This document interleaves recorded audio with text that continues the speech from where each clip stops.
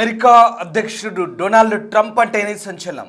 ఆయన చేసే ప్రతి పని, మాట్లాడే ప్రతి మాట సంచలనంగా మారడంతో పాటు ఆయన రాజకీయ వ్యతిరేకులకు అలాగే కొంతమంది వ్యక్తులకు అదొక ఎంటర్టైన్మెంట్గా కూడా భావిస్తారు. ఇప్పుడు ఈ యుద్ధ వాతావరణంలో ప్రెసిడెంట్ ట్రంప్ను అభిశంసిస్తారు, తొలగిస్తారంటూ కూడా వస్తున్న వార్తలు రాజకీయ ప్రకంపనలు రేపుతున్నాయి. ఇది కేవలం మాటల వరకే పరిమితం కాలేదు, బెట్టింగ్ యాప్స్ను కూడా షేక్ చేస్తున్నాయి. అమెరికాలో ప్రధానంగా ప్రెడిక్షన్ మార్కెట్ అనేటువంటి కాల్షీ లాంటి సంస్థలు కూడా ఇప్పుడు దానిపై ట్రేడింగ్ చేస్తున్నాయి. ఇక అమెరికా అధ్యక్షుడు డొనాల్డ్ ట్రంప్కు సంబంధించి ఇప్పుడు కొన్ని రాజకీయ ప్రకంపనలు రేగుతున్నాయి.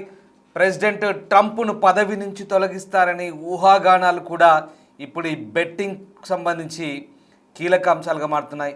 ఇరాన్తో యుద్ధం, కీలక నిర్ణయాల్లో మొండి వైఖరిపై సొంత పార్టీతో పాటు అంతర్జాతీయ స్థాయిలో అటు ఆపోజిషన్ పార్టీలు కూడా ఆందోళన వ్యక్తం చేస్తున్నాయి. దీంతో 25వ సవరణను ఉపయోగిస్తారంటూ ప్రచారం జరుగుతుంది. ఈ సవరణను ప్రయోగిస్తే కనుక అధ్యక్షుడు తన బాధ్యతలను నిర్వహించలేకపోతున్నారని భావిస్తే ఉపాధ్యక్షుడు, క్యాబినెట్ మెజార్టీ సభ్యులు కలిసి తొలగించవచ్చనే దీని సారాంశం.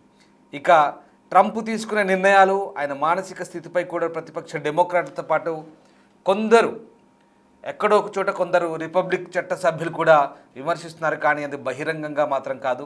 బెట్టింగ్ ప్లాట్ఫామ్స్లోనూ ట్రంప్ను తొలగిస్తారంటూ జోరుగా ఈ ప్రచారం అనేది జరుగుతుంది.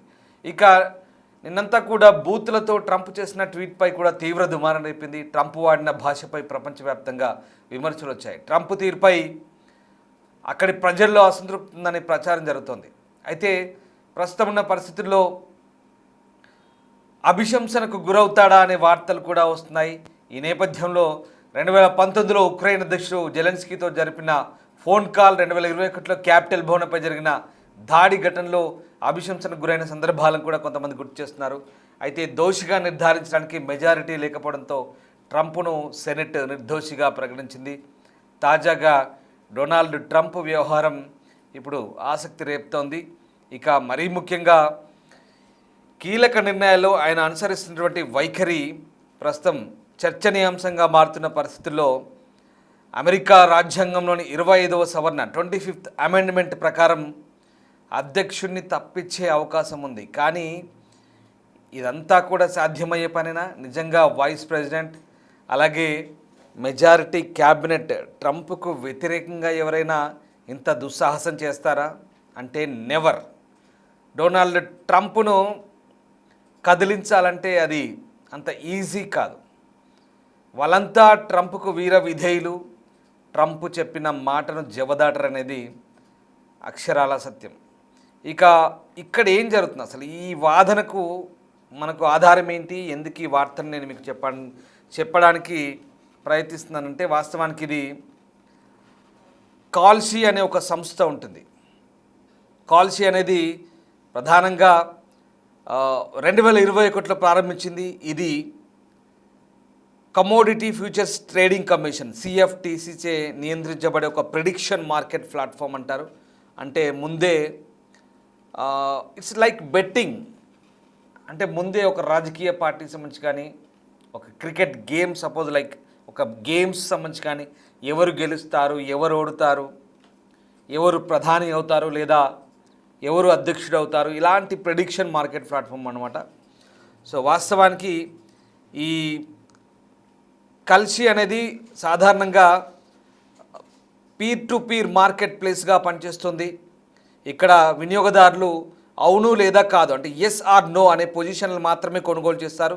ఇది వారికి నష్ట భయాలను తగ్గించుకోవడం లేదా భవిష్యత్ సంఘటనలపై ఊహాగానాలు చేయడానికి వీలు కల్పిస్తుంది. అంటే ఇదంతా కూడా ఇట్స్ ఎన్ స్పెక్యులేషన్. ఇక ఇది ఎక్కువగా స్పోర్ట్స్ బెట్టింగ్లో ఎక్కువగా దీన్ని ఈ కల్షీని వాడతారు. 2025 ఎక్కువగా ఇది స్పోర్ట్స్లో పనిచేసింది. అలాగే వాతావరణము, వినోదము, క్రీడలు, ఆర్థిక శాస్త్రము ఇట్లాంటి ప్లాట్ఫామ్స్ని ఇది ప్రెడిక్ట్ చేస్తుంది. కానీ రాజకీయాలకు సంబంధించి తొలిసారిగా ఇప్పుడు ఈ కల్షీ అనే సంస్థ ఇప్పుడు బెట్టింగ్ చేస్తుంది. ఇది ఎక్కువగా ఈవెంట్ కాంట్రాక్ట్ల కోసం ఒక చట్టబద్ధమైన ఎక్స్చేంజ్గా చెప్తారు. సో ఇక్కడ అవును లేదా కాదు అనే స్థానాలను ఇక్కడ కొంటారు, ట్రేడింగ్ చేస్తారు. సో అసలు విషయం ఇప్పుడు వద్దాం. ఇక్కడ రాజకీయ పరిణామాలను కూడా పసిగట్టేందుకు కల్సి అనేది ఈ ప్రెడిక్షన్ మార్కెట్ ఏదైతుందో ట్రంప్ ఉద్వాసనకు సంబంధించినటువంటి పందాలు కాస్తుంది. అంటే కొంతమంది ట్రంప్కు వ్యతిరేకంగా ఉండేవాళ్ళు, కొంతమంది ట్రంప్ వైఖరి నచ్చని వాళ్ళు, ట్రంప్ తీసుకునే నిర్ణయాలు నచ్చని వారు, బహుశా ట్రంప్కు వ్యతిరేకంగా ఉంది డెమోక్రాట్లు, లెఫ్టిస్ట్ భావజాలం కలిగిన వారు, లేదా ఇతరత్రా కొంతమంది ట్రంప్ను వ్యతిరేకించే వాళ్ళు సహజంగా ఉండుంటారు. ఇదిగో అలాంటి వాళ్ళ అభిప్రాయాలను బేరీజు వేసుకొని ఈ కాల్షీ లాంటి సంస్థ జోరుగా ఇట్లాంటి పందాలు కాస్తున్నట్టుగా మనకు అర్థమవుతుంది. అంటే ట్రంప్ను 25వ సవరణ ద్వారా తొలగిస్తారనే ప్రశ్నకు ఎస్సా నోआ, ఇట్స్ ఎ సింపుల్ లాజిక్. వాడు చేస్తుంది మార్కెట్. కల్సి అనేది ఇట్లా ఒక బెట్టింగ్ మార్కెటింగ్. ట్రంప్ ఉంటాడా పోతాడా, అధ్యక్ష పదవి నుంచి ఉంటారా తీసేస్తారా, ఎస్ ఆర్ నో, ఇట్లాంటి వాటికి ఆ ట్రేడింగ్ చేసి దానిపై బెట్టింగ్ కావాలన్నమాట. సో ఇక్కడ ఎస్ అన్న వారి సంఖ్య 26% ఉన్నట్టుగా గత నెల అంచనా వచ్చినట్టుగా చెప్తున్నారు. ప్రస్తుతం ఏమో యుద్ధ మేఘాల నేపథ్యంలో అది 35కు చేరింది అంటారు.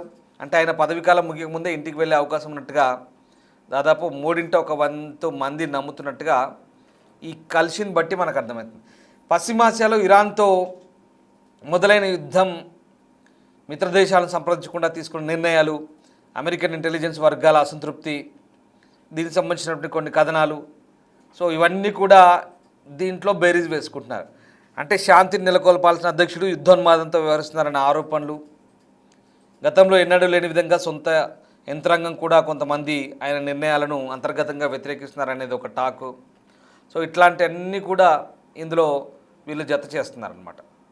సో ప్రస్తుతం ఉన్నటువంటి పరిస్థితుల్లో ఇవన్నీ కూడా ఊహాగానాలు.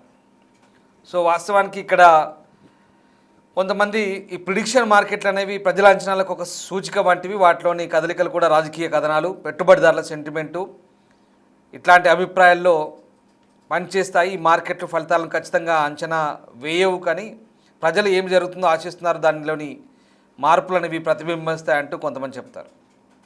సో ఇది ఇప్పుడున్న పరిస్థితుల్లో మరి ఇక్కడ కనెక్టికట్ డెమోక్రాట్ అయినటువంటి సెనేటర్ క్రిస్ మర్ఫీ ట్రంప్ పోస్ట్ను అంటే మొన్న ఆయన ఒక పోస్ట్ పెట్టాడు. ఇదిగో ఈ పోస్ట్ చూడండి. ఈ పోస్ట్ ఏంటంటే, Tuesday will be power plan day and bridge day all wrapped up in one in Iran. There will be nothing like it. Open the dash dash strait you crazy dash dash or you will be living in hell. Just watch. Praise to be Allah. President Donald J Trump. ఇక్కడ ఆయన చేసిన tweet ఏంటంటే చాలా క్లియర్గా చెప్తున్నారు. ఆయన చేసిన ట్వీట్లో మంగళవారం ఇరాన్లో power plant day, bridge day రెండు ఒకే రోజున జరగబోతున్నాయి. ఇలాంటిది మరి ఎక్కడ జరగదు. తర్వాత ఒక బూతు వాడాడు అక్కడ, స్ట్రైట్ను తెరవండి, పిచ్చి వెదవల్లారా, లేకపోతే మీరు నరకంలో బతుకుతారు, చూస్తూ ఉండండి, ఇంకా మిమ్మల్ని అల్లాని ప్రార్థించండి, అల్లాకే సర్వస్తోత్రాలంటూ ట్రంప్ చేసిన వ్యాఖ్యలు ఇవన్నీ కూడా. సో ఇట్లాంటి వాటితో ఆయన్ను ఇప్పుడు అభిశంసించవచ్చు అంటూ కొంతమంది పిలిపిస్తున్నట్టుగా దాని సారాంశం. సో ఇది పరిస్థితి. ఇక్కడ వాస్తవానికి 25th అమెండ్మెంట్ అంటే ఏదో చెప్తాను మీకు. అమెరికా రాజ్యాంగంలోని ఈ 25th అమెండ్మెంట్ 25వ సవరణ అనేది అధ్యక్షుని యొక్క అసమర్థతకు సంబంధించిన విధానాలను స్పష్టం చేస్తుంది. ప్రస్తుత అధ్యక్షుడు మరణించినా, రాజీనామా చేసినా లేదా తొలగించబడ్డా ఉపాధ్యక్షుడు అధ్యక్షుడు అవుతారని ఇది నిర్ధారిస్తుంది. ఒక అధ్యక్షుడు పదవికి అనర్హుడని ఉపాధ్యక్షుడు మంత్రివర్గం ప్రకటించడానికి ఇది ఒక యంత్రాంగాన్ని అందిస్తుందంటే సెక్షన్ 4 అంటారు. దీని ప్రకారం అధ్యక్షుడు తన విధులను నిర్వర్తించలేరని ఉపాధ్యక్షుడు క్యాబినెట్లోని మెజార్టీ సభ్యులు వాదిస్తే అది కాంగ్రెస్కు ఒక ప్రకటన సమర్పించవచ్చు. దాని ఫలితంగా ఉపాధ్యక్షుడు తక్షణమే తాత్కాలిక అధ్యక్షుడిగా బాధ్యతలు తీసుకుంటారు.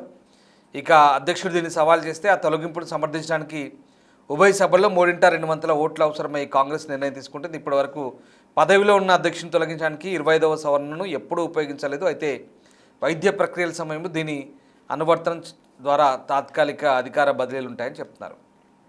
సో అది పరిస్థితి. ఇక్కడ కొన్ని ఉదాహరణలు చెప్తాను. 2019లో ఉక్రెయిన్ అధ్యక్షుడు జెలెన్స్కీతో జరిపిన ఫోన్ కాల్ సంబంధించి అధికార దుర్వినియోగం జరిగినట్టుగా అప్పుడు ఒక అభిశంసన. 2021లో క్యాపిటల్ భవనంపై జరిగిన దాడి తర్వాత తిరుగుబాటుకు ప్రేరేపించడం అభిశంసనకు దారితీసింది. ఈ 2 సార్లు కూడా దోషిగా నిర్ధారించడానికి అవసరమైన 3/2 మెజార్టీని సాధించలేక సెనెట్ ఆయన నిర్దోషిగా ప్రకటించింది. ఇది సంగతి. సో ఒక మాట చెప్పండి, మీరేమనుకుంటున్నారు? నేను ఇప్పుడు ఇంత చెప్పాను కదా, ఈ అమెండ్మెంట్ 25 ద్వారా లేదా సెక్షన్ 4 ద్వారా అమెరికాలో ఉన్న రాజ్యాంగం ప్రకారం ట్రంప్ను గద్దె దింపి ఆయన ప్లేస్లో ప్రెసిడెంట్గా కూర్చుందామన్న ఆశలు, కోరికలు ఎవరికైనా ఉన్నాయనుకుంటున్నారా? అమెరికాలో ప్రస్తుతం ఉన్న పరిస్థితుల్లో ట్రంప్ లాంటి లీడర్కు చెక్ పెట్టి ట్రంప్ను గద్దె దించి ఆయన తొక్కి ఆయన ప్లేస్లో ఇంకొకరు వచ్చి కూర్చుంటారా? ఇది సాధ్యమేనా? వైస్ ప్రెసిడెంట్ ఇది చేస్తాడా? జేడీ వాన్స్ ఇది చేయగలడా? లేదా క్యాబినెట్ మినిస్టర్స్ స్టీవ్ విట్కాఫ్ కానీ లేదా ఇతరత్ర ఎన్వాయిస్ కావచ్చు, వీళ్ళంతా కూడా క్యాబినెట్ మినిస్టర్లు ఉన్నటువంటి చాలామంది, బెసెంట్ స్కాట్ కానీ లేదా మార్క్ రూబియో కానీ లేదా రక్షణ మంత్రి కానీ పీట్ హెగ్సెత్ కానీ ఇలాంటి కీలకమైన నేతలు ఎవరైనా ట్రంప్కు ఆపద తలపెట్టే అవకాశం ఉందా? ట్రంప్ పదవికి ఇది ఇంపాసిబుల్. ఎట్టి పరిస్థితుల్లో ట్రంప్ని గద్దెదించేందుకు వీళ్ళు ప్రయత్నించారు. అలాంటిది ఏమైనా జరుగుతుందా? ఒకవేళ జేడీ వాన్స్ లాంటి వ్యక్తి యుద్ధాన్ని వ్యతిరేకిస్తున్నాడు అంటూ మొదటి నుంచి కూడా కొన్ని వాదనలు వస్తున్నాయి. కానీ ట్రంప్ ఏది చేసినా జేడీ వాన్స్ సలహా తీసుకొని చేస్తాడంటూ చాలామంది చెప్తుంటారు. వైట్ హౌస్ ఓవల్ ఆఫీస్ నుంచి కూడా పక్కాగా వాళ్ళకు ఉన్నటువంటి కోఆర్డినేషను, క్లారిటీ వాళ్ళకు ఉంది. కానీ ఇదిగో కాల్షీ లాంటి కొన్ని పిచ్చి ట్రేడింగ్, బెట్టింగ్ యాప్స్, ఇదిగో ఇలాంటి కొన్ని ఒక అధ్యక్షుడి విషయంలో నేను చెప్తున్నాను కదా, ఆయన ఒక ఎంటర్టైన్మెంట్గా మారిపోయినట్టుగా అనిపిస్తుంది. అంటే బెట్టింగ్ చేసేవాడికి వాడికి డబ్బులు ముఖ్యం. ఎస్ ఆర్ నో, మీరు ఏమనుకుంటున్నారు? ట్రంప్ని తీసేస్తారా లేదా? గాలివాటం ఒకటేస్తారు, ఎస్ ఆర్ నో, నువ్వేమనుకుంటున్నావు? ఇటు దూకుతావా ఇటు దూకుతావా? ట్రంప్ను తొలగించేంత పరిస్థితులు అమెరికాలో ఉన్నాయా? ట్రంప్ను నిజంగా అభిశంసించేంత పరిస్థితులు ఉన్నాయా? ఇప్పుడు ఈ మాటకు వస్తే నో అనే చెప్పాలి. ఎందుకంటే ట్రంప్ కొంతమంది దృష్టిలో వ్యతిరేకమైనప్పటికీ కూడా ప్రస్తుతం తన దేశం గురించి, తన దేశం ఎదుర్కొంటున్న సవాళ్ళ గురించి లేదా యుద్ధరంగంలో తను చేయాల్సింది చేస్తున్నట్టుగా కొంతమంది వాదిస్తారు. లేదా ఇప్పుడున్నటువంటి యుద్ధ వాతావరణంలో ట్రంప్ను తొలగించి ఒకవేళ ఇంకొకరిని ఈ సమయంలో అధికార మార్పిడి జరిగితే అమెరికా చాలా బలహీనమయ్యే అవకాశం ఉందనే నేపథ్యంలో ఇదంతా సాధ్యం కాదని మరికొంతమంది అంటారు. సో ఇది పరిస్థితి. కాబట్టి ట్రంప్ను తొలగిస్తారు లేదా ట్రంప్ను అభిశంసిస్తారనేది మాత్రం ఇదంతా కూడా ఒక పనికిమాలిన ఊహాగానంగానే మనం కొట్టిపారేయాల్సిన అవసరం కనిపిస్తుంది. కాల్షీ అనే సంస్థ తన బిజినెస్ చేసుకుంటుంది అంతే. ఇక్కడ ఫుట్బాల్ ఎవరు గెలుస్తారు, బ్రెజిల్ గెలుస్తుందా, అర్జెంటీనా గెలుస్తుందా అనే టైప్లో ఫీఫా వరల్డ్ కప్ ఎవరు గెలుస్తారు, ఫ్రాన్స్ గెలుస్తుందా లేదా స్పెయిన్ గెలుస్తుందా అన్న స్టైల్లో అమెరికన్ ప్రెసిడెంట్ని ఉంచుతారా, పీకేస్తారా అన్నప్పుడు పోయిన నెల 25% వచ్చింది, ఇప్పుడు 35% వచ్చింది. అంటే ఆ 35-20%లో పాల్గొనే వాళ్ళంతా ఆయన వ్యతిరేకులే. వీళ్ళేదో ఇక్కడ ఎస్ఆర్ నో చెప్పినంత మాత్రాన అక్కడ ఏదో జరగదు. ఇదంతా ఒక రకంగా చెప్పాలంటే బక్వాస్. ఇదంతా సాధ్యమయ్యే పని కాదు. ట్రంప్ మిడ్ టర్మ్ ఎలక్షన్స్కి వెళ్తున్నాడు, ఆయనకి రేటింగ్స్ తగ్గినది మాత్రం వాస్తవం. ఇక్కడ మనం ట్రంప్ను సపోర్ట్ చేయడం కాదు, కానీ ఏవో కొన్ని పందెం కాసే బెట్టింగ్ సంస్థలు లేదా ఇంకేదో ఇతరత్ర బిజినెస్ వ్యవహారాలకు సంబంధించినటువంటి apps, nothing but betting apps, ఇవన్నీ చేసే ఊహాగానాలకు ఒక దేశ అధ్యక్షునికి సంబంధించినటువంటి పదవి గురించి పోల్చడం కూడా తప్పే. కాల్షీ అనే సంస్థ చేస్తున్నటువంటి ఇలాంటి ప్రచారం ఏం జరుగుతుందో అలాంటి విషయాలకు సంబంధించినటువంటి అవగాహనను మేము మీకు అందించే ప్రయత్నం చేస్తున్నాం. Thank you very much. Thanks for watching.